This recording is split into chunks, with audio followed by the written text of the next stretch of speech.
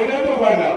আচ্ছা, বক্তব্য বেশি কিছু দেওয়ার নাই, আমি কয়েকটা কথা বলে বিদায় নিতে হচ্ছে, আমার আরেকটা প্রোগ্রাম আছে। তবে আমরা কুমিল্লা বিভাগ দাবি করেছি, এটা আজকে নয়।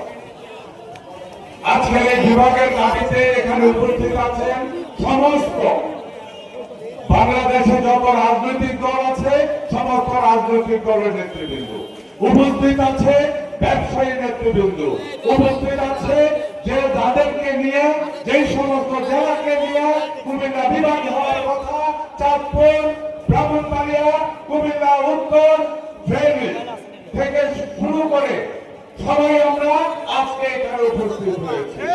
এখানে যে কয়টা জেলা নিয়ে কুমিল্লা বিভাগ হওয়ার প্রস্তাবনা ছিল, তার ভিতরে নোয়াখালীও জড়িত ছিল।